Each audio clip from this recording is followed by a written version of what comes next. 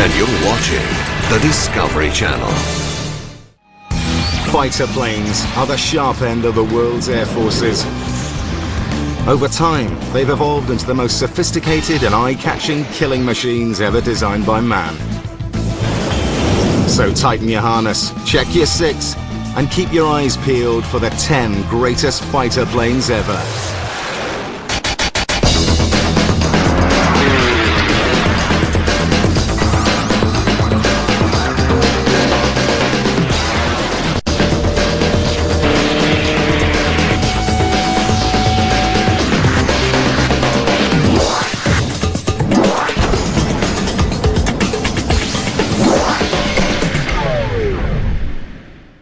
Coming up on the greatest ever, we're on the hunt for the world's ultimate fighter plane. There's something cruel and mean and nasty about fighter planes, but they're also balletic, superb and beautiful. These fighters will be judged by their firepower, maneuverability, historical significance, sheer aesthetics and special design features. To help us on our quest, we've got experts like best-selling military author Tom Clancy. Fighter plane is an aircraft that controls a block of air and denies use of that block of air to the enemy. Pilot and aircraft collector Kermit Weeks. In the case of any fighter airplane, the pilot literally becomes part of that airplane. You're watching the greatest ever. We'll get up close and personal with the 10 greatest fighters. We'll also meet the combat pilots who know these fighters like nobody else. She's a very good girl.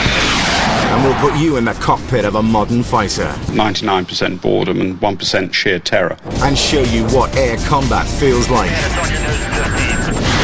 So who could reach that level was a god. And when all is said and done, you'll know which one of these planes is the greatest fighter of them all. We start with the number 10 choice of the greatest ever fighters. It's Baghdad, 1991. This bad boy gained star status thanks to its unique ability to remain undetected by enemy radar. It's the unmistakable F-117 stealth fighter, the Nighthawk. It swoops in, rains death upon its prey before they know that they are there, and hopefully is able to get out before the bad guys know what hit them. There's a lot to be said for being invisible on a battlefield. If the other guy doesn't know you're there, you can do lots of bad things to him and he can't see you, so you're safe. Flying the stealth is awesome. The drivers call it the Black Jet, and they're also the Saudis call it the Shaba, which means ghost. The greatest ever got unprecedented access to this jet, which has seen action in Panama, Bosnia and Iraq. Many facts about the stealth are still secret. It has an unconfirmed top speed that's close to the speed of sound, Mach 1, or 760 miles per hour, and it can carry some 5,000 pounds of bombs. First impressions of this intimidating jet can be misleading. Walking up to the jet, it has so many odd type features that you would not think it would want to fly. The odd thing about the stealth, unlike other fighters, there's nothing smooth or streamlined about it. It's all radar deflecting angles. It's like, in design terms, it's like a wonderful piece of Japanese origami. It's like the designers have taken a big sheet of paper or card and folded it in many angles to create this wonderful shape. The greatest ever got into the thinking behind the diamond-shaped stealth with Alan Brown, the jet's chief engineer at Lockheed's mysterious Skunk Works. To make the diamond fly, we had to do black magic, really. A diamond-shaped fighter is the ultimate radar-evading design. But how do you make a diamond fly? And one of the things you can do is start chopping off bits off the back of the tail. And now I've finished up with something that looks more like this. And we can put a cockpit in the front of it and some inlets. And now this starts looking like an airplane, starting with the diamond. Brown and his team conjured up the stealth and neutralized 50 years of radar technology. The multiple-angled shape of the jet ensures that enemy radar signals are bounced away and not back to the enemy, making the plane invisible. So they made the plane invisible, but the next problem was how to make the pilot invisible. So the thing that we have to do is coat the canopy glass in some way with a metallic shield, a little bit like the highway patrolman's sunglasses, so he can look out but you can't look in. Making a plane that's almost invisible to enemy radar has several drawbacks. The nature of the design makes for it makes for the fact that it gobbles up gas. The Stealth has a range of 750 miles, and that means topping up the tank on a regular basis when it's on a long mission. And a bigger fuel bill isn't the only drawback of this fighter's unique shape. It's also more susceptible to bad weather. So we have to be very careful in what kind of weather that we fly to, and we typically like to stay under clear skies. The remarkable Nighthawk can run and it can hide, but surprisingly, it can't fight air-to-air, making it a contentious choice for the greatest ever. It's not really a fighter, it's a bomber. It drops bombs, doesn't carry guns or missiles, at least not that I know of. So why is the Stealth classified as a fighter by the US Air Force? The aircraft maneuvers very much like a fighter, so one would have to make their own assessment of what a definition of a fighter is. As far as the greatest ever is concerned, a real fighter needs to be able to mix it up with other fighters, not just drop bombs.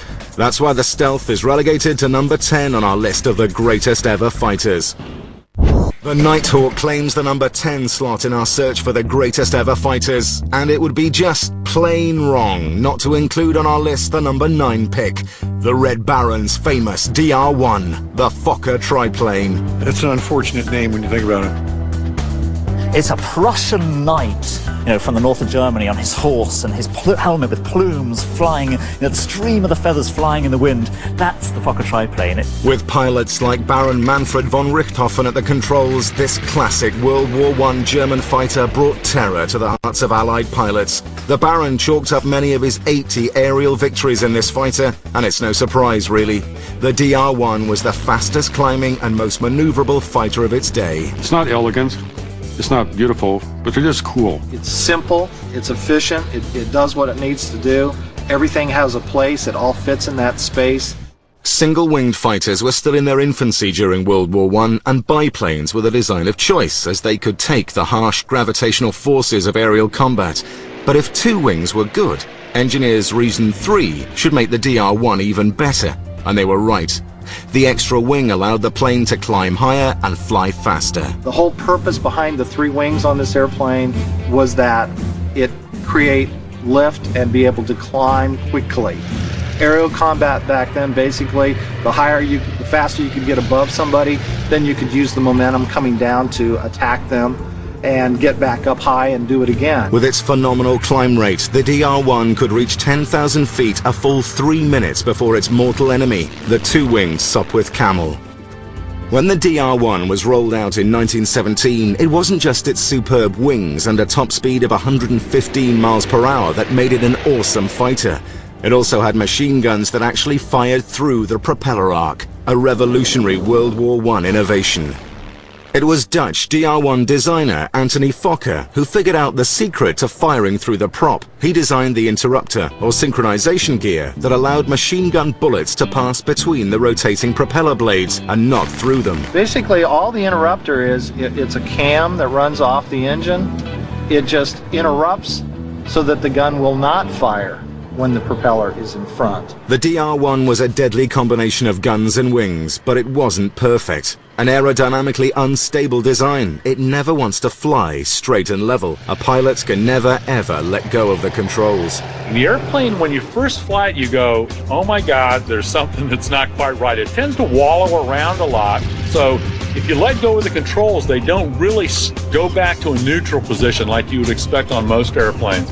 This highly unpredictable fighter will bite the unwary and keeps experienced pilots on their toes. It is a ground looper. That's why they have the what we call the axe handles out on the wings, because the pilots, I think, on a regular basis would come in and land and get the airplane up on a wing, and they put those out there to keep from breaking the wing off. It's tricky every time I get into it. I don't know what's going to happen. The iconic Fokker DR-1 is arguably the most recognizable World War I fighter, and it will forever be linked to the Red Baron, the most famous ace of all time. But this highly unstable fighter is definitely not pilot-friendly. That's why this mother of all Fokkers is number 9 on our list of the greatest ever fighters. The number 8 fighter on our list made a rather spectacular and infamous appearance on December the 7th, 1941, the Mitsubishi Zero. Wave after wave of enemy planes bombed American aircraft and units of the Pacific Fleet in a treacherous attack which achieved perfect tactical surprise. Without the Zero fighter, Japan would never have dared a Pearl Harbor attack. It was America's first real look at this lethal dogfighter, and it hurt. The Zero could outfly and outfight anything the Allies had. The A6M Zero fighter, which we called the Zeke, may have been the first real air superiority fighter insofar as it could drive a long way, control a piece of airspace, and then go home. The carrier-based Zero could go further on a tank of gas than any other fighter, 1,900 miles without a refill. Power-to-weight ratio was very good, and very maneuverable and elegant design, excellent aerodynamics, excellent stability. It's no wonder this fighter was nimble and quick. The Zero weighed in at 4,000 pounds, a full 2,000 pounds less than the P-40 Warhawk. The American aircraft, no doubt, technologically more sophisticated, more powerful, more heavily gunned. The pilots are probably equal in talent and intelligence, but that little Japanese aircraft, for all its limitations, can turn inside, spin round, bam, bam, bam, and knock the tail off the American. The Zero had an astonishing vertical climb rate of 4,500 feet per minute, almost double that of the competition. In a 1 versus 1 stay-in dogfight, it was a tough adversary. The plane remained an enigma until the US got a lucky break. An intact and airworthy Zero was captured in Alaska in 1942. Where they had their test pilots and fighter pilots just fly the hell out of the plane. Extensive tests revealed the Zero's secrets. The fighter's lightweight construction couldn't handle speeds over 410 miles per hour, or the plane would start to break up. Once we figured out what it could do and what it couldn't do, we tended to gobble them up. It could outclimb anything the Americans had, but it couldn't outdive anything because it was too light. The American strategy was simple. Their fighters were far faster. They just had to avoid dogfighting and use simple hit-and-run tactics instead. Was they kept high altitude, dive down, hit the Zeros, and zoom right back up. The American tests also found another glitch in the Zero's armor. It didn't have any. The plane's aerial agility came at the expense of pilot protection. To see how weak the Zero was, the Greatest Ever decided to bring out some serious firepower and put its pilot protection to the test. American World War II pilots had their backsides protected by thick armor plate. As you can see, it does stop the round. You could get fragmentation inside the aircraft, which would cause secondary fragmentation to the pilot, but it does offer protection, just very heavy. Zero pilots had zero protection. This thin plate of aluminium is all that separated a Zero pilot from eternity. Taking 4 rounds, it would go through the skin, as you can see, and seriously enter the body of the pilot. But Zero pilots never wavered when it came to pilot protection. Even toward the later parts of the war, the Zero pilots did not want armor plate or anything that added unnecessary weight to their aircraft. And their philosophy was, just kill or be killed. Towards the end of the war, Zeros were turned into flying bombs. Landing safely was no longer required. And then it just became a death trap, and a lot of Zeros ended up as being kamikazes, which is not very good use for an airplane.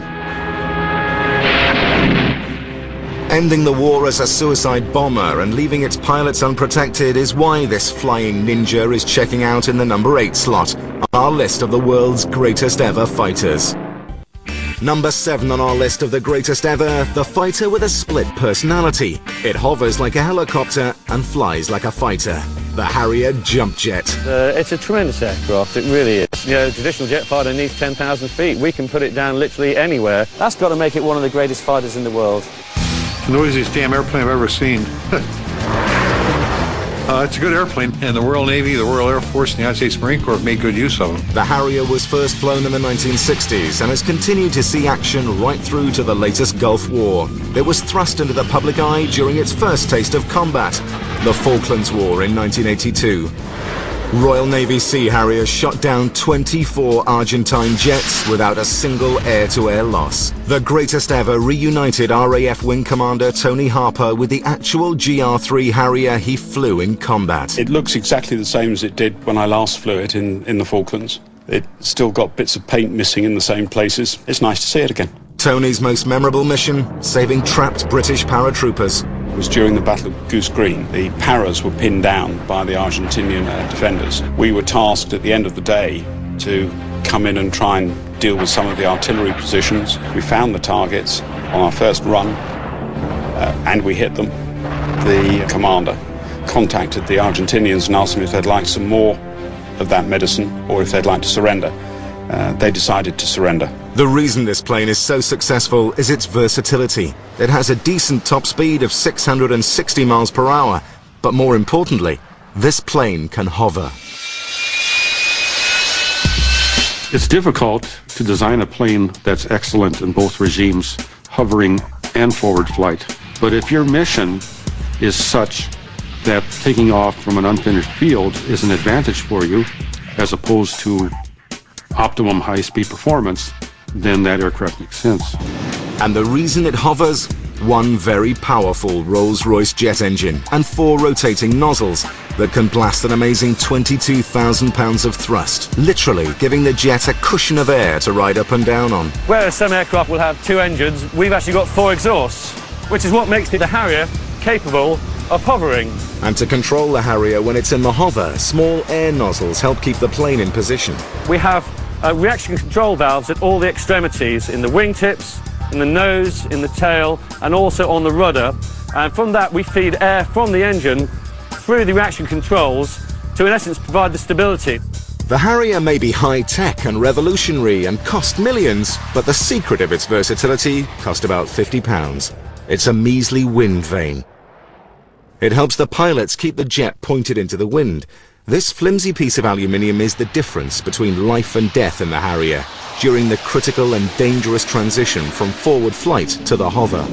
And as you can see, it kicks into the wind, but until we get into the hover, we need to keep that pointing straight, so we're always into the relative airflow pointing directly into it.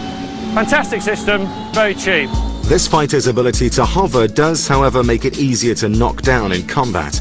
The 4 hot thrust-producing engine nozzles are a magnet for heat-seeking anti-aircraft missiles to lock onto. It tends to be an easy kill for a heat-seeking missile because the centroid of the heat source tends to be the engine. It's a single-engine airplane, so if you lose that, you're in big trouble. If something gets close, it's exploding pretty close to the aircraft, and if it knocks off one of the nozzles, it's just going to be completely asymmetric thrust and it won't fly anymore. During the First Gulf War, 5 Marine Harriers were shot down and 2 pilots died. The Harrier also has a higher crash rate than other top-end fighters, mainly because it's very complicated to fly. The Harrier is a more demanding aircraft to fly than the average fast jet that you will see. I mean, if you look at a modern fighter, between the stick and the throttle, there's probably 30 buttons, which micromanage all sorts of things, and you got to be you almost have to be a piano player. Pilot overload is pretty common with this jet. At least 45 US Marines have died in 143 Harrier accidents since 1971. But you just have to be very conscious of which lever you are moving, which inceptor you're moving at which time, because if you move the wrong one in the wrong direction, it's easy to get yourself into trouble fairly quickly. The innovative Harrier jump jet has earned its place in the top 10 list of the greatest ever fighters, but its high accident rate, combined with a high pilot workload, is why the Harrier is bowing out at number 7. Number 6 on our list, the Korean War superstar, and probably the greatest of all the first-generation jet fighters, the swept-wing F-86 Sabre. In my opinion, out of all the fighters that have ever been flown, the F-86 has all the characteristics you want in a great fighter. The unique look of the F-86 is that wonderful shark-like nose. And like a shark, its mouth at the front is always open. Wide open for a reason. It's the critical engine air intake. The greatest ever got airshow and retired combat pilot Dale Snodgrass to put his F-86 through its paces. And Tower, Sabre 86, Fox Romeo's with you. And show off the fighter's classic swept-wing design in the process. That's a beautiful day to be in an F-86 flying over the sky. The Sabre forged its formidable reputation in the Korean War, where it outflew and outfought the comparable MiG-15 on an almost daily basis, and earned the nickname Ace Maker. To find out exactly how good this plane was in combat, the greatest ever got some airtime with Korean War F-86 pilot General Boots Blesse, a double ace with 10 MiG kills. I think the proudest moment in my life as a fighter pilot was when I became an ace flying the F-86. I loved it. It was a great airplane. It turned well, it climbed well. It was just an easy and a fun airplane to fly. The F-86 Saber's distinctive swept-back wings weren't just there to make the jet look pretty. They allowed the jet an incredible top speed in straight and level flight of 688 miles per hour without coming apart at the seams. One of the main features of this revolutionary wing design, the performance-enhancing wing slats. As you come down the wing on both sides, you'll see these devices, which we call slats. They're not mechanically controlled by me or hydraulically controlled. They just fall out, and as the airplane slows down and the angle of attack increases, then they will roll down. And what they do is allow you to land the airplane slowly. It has an extra benefit of when you're in a dogfight. It increases the wing area and the airplane turns better. With its sleek look and faster design, there are also suggestions that this aircraft may have broken the sound barrier before the legendary Chuck Yeager. There is a rumor that the F-86A, ex-F-86A, was actually the first airplane to go supersonic, prior to Chuck Yeager, in a dive. The F-86 could go supersonic, but it was straight down with a lot of power. And they invited us to air shows, and we'd go out and we called it our boom demonstration team. And we'd get up at about 35 or 40,000 feet, roll over, and we'd come down. And everybody would go down, everybody would go through the speed of sound. We'd break windows in the hangar and everything, and everybody thought it was wonderful. The swept wings gave it maneuverability, but its firepower gave it the real edge in the air. The Sabre was armed with 6 machine guns. It could also carry 8 5-inch rockets, or 2,000 pounds of bombs. The guns were actually located here, and the ammo was held down here. And now these are just... That's where I put my bags when I take the airplane to an air show. Dale Snodgrass may use the gun compartment for a luggage locker, but Boots Blesser used the F-86's guns to kill the enemy. When you first go into combat, I think one of the most exhilarating moments that you'll ever have in your whole life is when you're up there and you spot an enemy airplane and you start turning a little bit with him, and all of a sudden you see his wing drop and he turns around and turns into you, and it becomes obvious to you that he sees you, you see him, and one of the two of you are not going home. Why is the F-86 number 6 in our top 10 list of the greatest ever fighters? It's maneuverable, it's responsive, it's reliable, and it was a great killing platform in its day. Absolutely in the top 10. The Sabre's moment of glory was the Korean War. But as a first-generation jet fighter, the F-86 was quickly outclassed by more modern designs and withdrawn from frontline service by the late 1950s. Up next in the number 5 position, the Allied nemesis and the pride of the German Luftwaffe during World War II, the Messerschmitt Me-109. It's like a racing horse. In the air, as soon as you are cleared takeoff, it was an easy aircraft to fly, a good aircraft to fly. It was a good gun platform. It could perform well, it could turn well, it could climb well. The 109 saw action from the Battle of Britain to the Russian front, from North Africa to Norway. As soon as you see a swastika on the plane, particularly on the 109, you just think, these are the bad guys coming, really. That's what it is. Here comes Hitler and the boys and the Luftwaffe. The Spitfire was a very elegant solution to killing you. The Messerschmitt was a very straightforward solution to killing you. It looked like it wanted to kill you. And killing is what the 109 did a lot of. The greatest ever reunited Luftwaffe triple ace Oscar Bosch with the Me-109. He trained on these fighters and went on to shoot down his share of Allied aircraft. Putting the enemy into the gun sight became second nature. The 109's top speed of 347 miles per hour was close to that of the Spitfire. But for many Allied pilots, having a 109 on their tail was a potential death warrant. The 109 had our great respect. By the same token, anything with black crosses on it had our great respect. And certainly this was a very excellent fighter aircraft. Alongside the 109's formidable machine guns, the plane also had a very lethal cannon.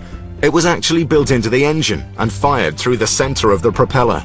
It reaches further, it is doing more damage, and of course it's a heavier weapon, and the ammunition is heavier as well. During World War II, more Me-109s were produced than any other fighter. Designer Willy Messerschmitt's winning formula for this plane's amazing success was to design the smallest fighter he could and hang the strongest engine he could find on the front of it. It was built in sections. It was designed to take the engine off very quickly in case they had a problem. They could just bolt another one on and send it out. But there was a weakness, a very lethal weakness. It had a nasty habit of crashing on takeoff and landing. I think designers optimize an aircraft for high speed and for maneuverability and so forth. And oh yeah, by the way, it's got to land. As you can see, the landing gear is rather tight. You know, you don't have much control as such in takeoff or for the landing. But you have to be a good pilot. You must know what is involved. Almost a third of the 33,000 109s built were destroyed during takeoff and landing accidents. And it's no surprise that there's only about 1 or 2 of them still flying today. The ME-109 is number 5 on our list of the world's greatest fighters because more of these aircraft were lost in takeoff and landing accidents than in actual air-to-air combat. If Darwin had a favourite fighter, it would be the number 4 plane on our list, the revolutionary and evolutionary F-18 Super Hornet. The F-18 is one of the more lethal airplanes that there is out there, and I love flying for that. I know if I get into the merge with an adversary airplane that he is going to die. I flew the F-18, or the CF-18, the Canadian F-18, from 96 to 99, and I would say that those were the 3 best years of my flying career. The F-18 is a multi-role aircraft that can drop bombs and kill people, or shoot airplanes down and kill people. The F-18 is probably our leading conventional modern fighter of the present day. The greatest ever got up close and personal with the US Navy's latest Super Hornet squadron, the Fighting Redcocks, and Commander Nick Mongello, our personal F-18 pilot and tour guide. I'd be lying to you if telling you that it's not fun strapping on a jet that's able to go supersonic and do loops and dogfight and drop bombs and rage around down low. That's a lot of fun. Some planes are fast. This fighter is ballistic.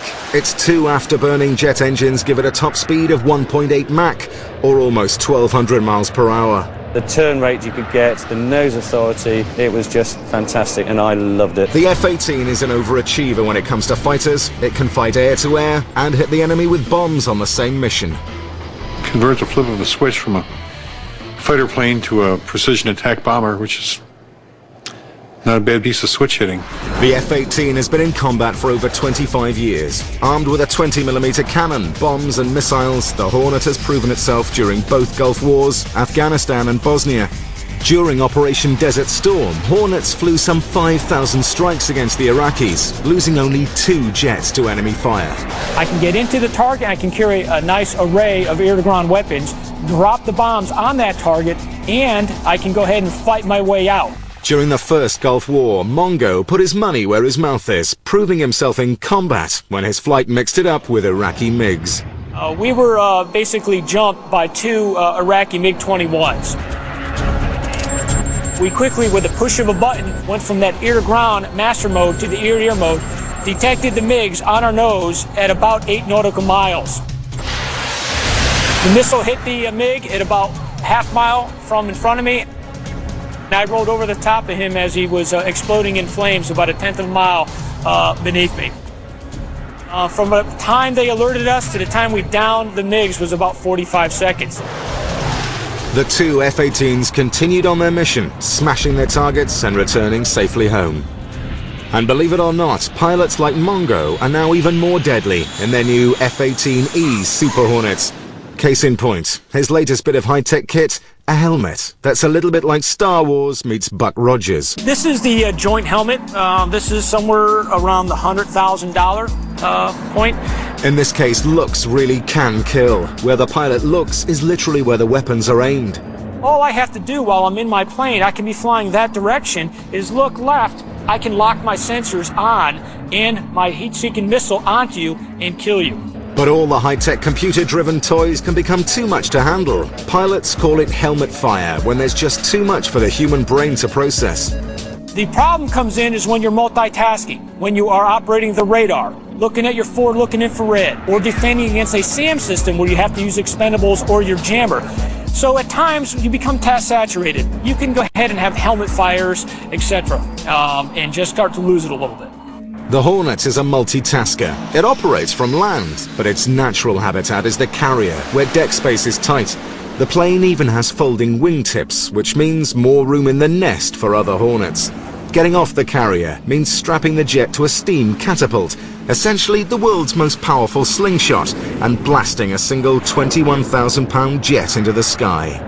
It isn't exactly a hands-on experience for F-18 drivers. The flight computer is in control during the launch. But during the catapult launch in the F-18, the pilot does not hold on to the stick.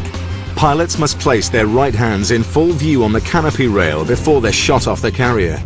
Basically, the airplane will fly itself away at about a 10-degree positive climb rate. Once the airplane achieves weight off wheels, then at that point the pilot can take his hand off the towel rack, place it on the stick, and continue flying.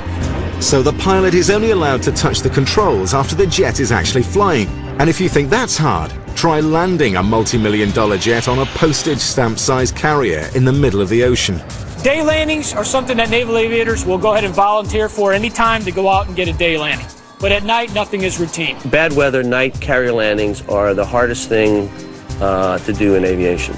Within the last 40 seconds of the approach, you probably make, on the average, 50 to 100 small engine changes to control my airspeed exactly and my glide slope. The name of the game is catching a steel cable on the deck of the carrier with the F-18's tail hook to keep the fighter from going over the edge of the ship. When your hook goes across the back end of the ship, you're plus or minus 6 inches in altitude, and you're going 135 knots, or 150, 60 miles an hour. And you are literally with your knees shaking as you go ahead and land. It's pretty intense, very intense. But the very impressive steroid-enhanced, computer-controlled Hornet blows past at number 4 on our list of greatest ever fighters. Why? Because the pilot spends as much time dealing with flight computers and weapon systems as actually flying the jet. Blasting in at number 3 on our list of the world's greatest fighters is the Kalashnikov rifle of Soviet fighters, the MiG-21. MiG-21 is a rocket ship. It has a lot of get up and go. It was the threat that I trained to for many, many years. For Romanian pilots to fly MiG-21 was the top of the, what was the elite, So who could reach that level was a god. I'm still dreaming that I'm flying MiG-21, so yeah, I love that plane. I love that. This Cold War fighter first appeared in the late 1950s. Named after its designer, the Mikoyan 21 is today the most produced jet fighter in the world, with a staggering 10,000 plus MiG-21s serving in some 40 countries. During the Cold War and over Vietnam, the MiG-21, NATO codenamed Fishbed, was the jet to watch out for. Yeah, I think the MiG-21 was a very, very lethal-looking airplane. It had nice lines on it, had good performance, and handled by the right kind of pilot was a real dangerous adversary. The greatest ever caught up with a dangerous Cold War adversary, Romanian MiG-21 pilot Eugen Maxim, for the inside scoop on this fighter. It was like a bullet. Everything it did very fast, It was very, very smooth. The nicest thing to fly over the clouds, the sky, the clouds, and put on a wing, inside, and it was very cool, yeah. But what made this plane so cool for the pilots and so special for its foes? Got a big engine, big afterburner, and that thing is business. I mean, you're strapping on a rocket and going for a ride. A very fast ride indeed. The MiG-21 is capable of a searing 2.3 Mach, or 1,400 miles per hour. Aside from being fast, the MiG-21 was also resilient and typically Russian. No fancy shelters for this fighter. We didn't have hangars for each plane, like in America or like in States or West. No, we kept all the planes outside, with 2 inches of ice on it, and we took off. By American standards, it was crudely built, and the pieces don't all fit together. The Russians had serious problems with quality control on every Soviet weapon I've ever seen. The MiG-21 was designed to hit the enemy and keep going. Its small wings just weren't made for dogfighting. Great high-speed performance, but in a turning fight, it bleeds its energy very quickly. In other words, it's not able to sustain its airspeed. And if the plane was rolled too quickly in air-to-air combat, there was often trouble. It was too easy to roll it. If you roll it, you know, more than 90 degrees per second, it was dangerous. You could go on auto rotation and it happened. Hard to handle with its short wings and short range, maybe, but was it done on purpose? I've often wondered if the Russians didn't put short legs in their planes deliberately to keep the pilots from defecting. That's not entirely a joke. But every Russian airplane I know of had short legs. The MiG-21's limited range, small wings and poor workmanship put it in the number 3 position of the greatest ever fighters.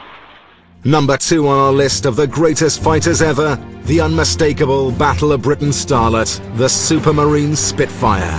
Flying a Spitfire was like dancing with the most beautiful girl at the ball. It's inspirational. It's just drop-dead gorgeous from any angle.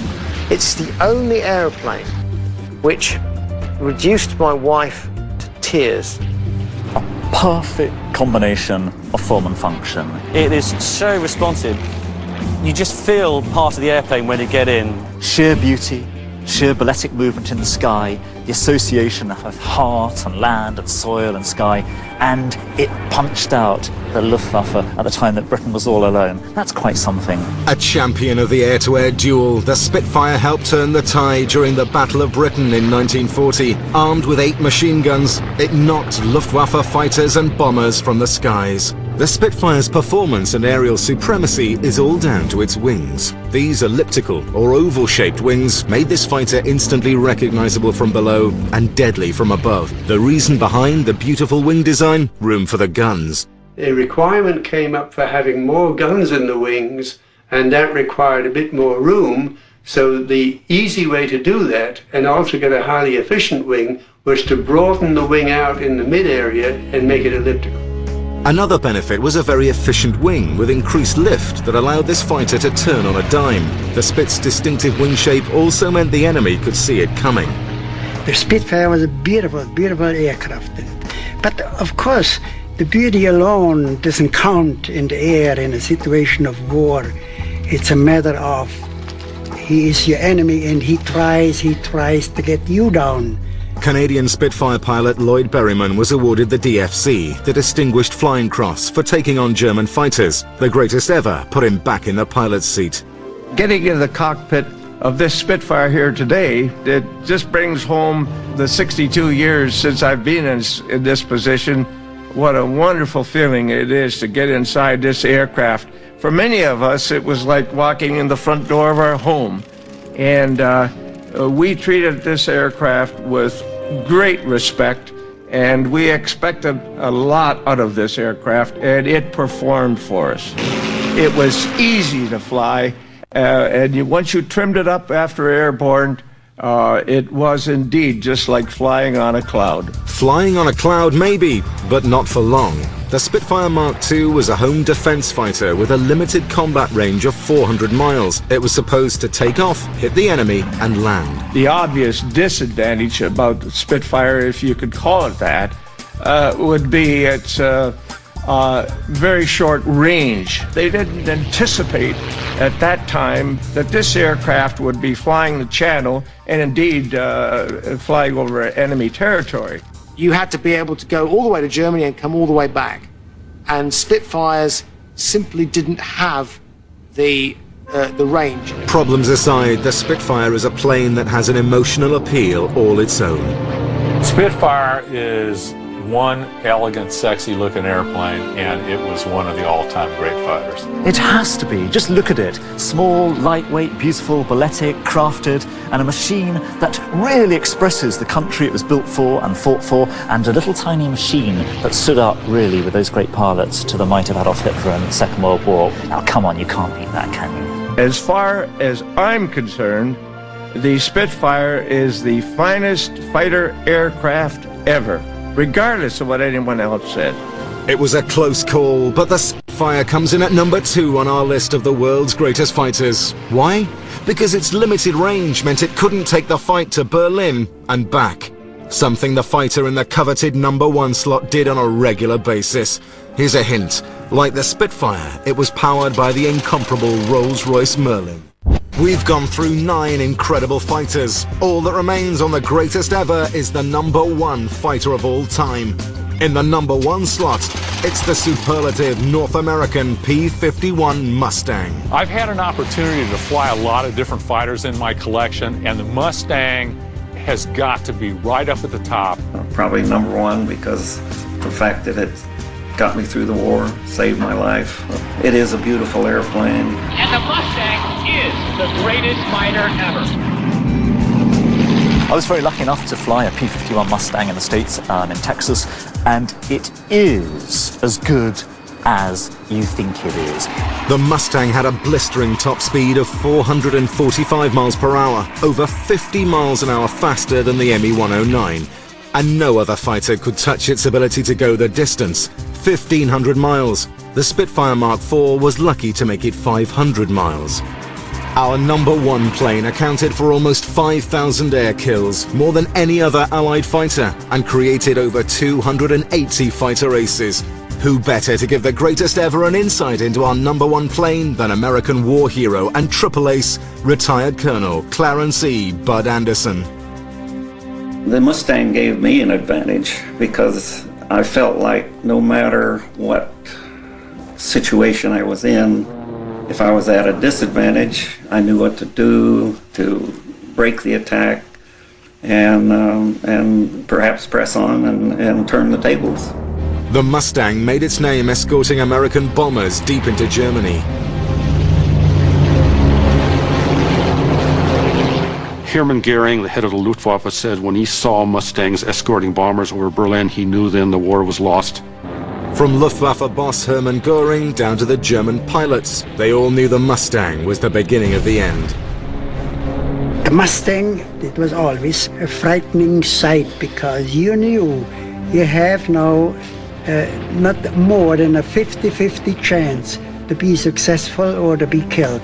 And racking up enemy kills was something Colonel Bud Anderson became very good at. One particular ME-109 didn't have a chance. And I had the old Mustang just climbed right up, just beautiful. Just inside and fired a burst. I saw a little tracer go by his right wing, gave it a little bit of rudder, and then caught him right in the middle of the airplane. And I could see the wheel well, I could see the grease, and I could count the rivets. I was so close. And he just rolled over there from 29, 30,000 feet and just went straight down. So what gave the Mustang its edge in combat? It was this fighter's wing design that resulted in its unequaled speed, maneuverability and range. The secret? This new wing design was easy to build and provided unmatched lift for its size. The Mustang conceptually was a greatly improved Spitfire. It had much more legs than the Spitfire did, but all the other positive characteristics. But it was a combination of luck and Anglo-American ingenuity that turned the Mustang into the greatest ever fighter. Initially, the airplane came out with the Allison. Somebody got the idea, hey, let's try the engine out of the Spitfire and the Hurricanes. That engine is what made this a great airplane.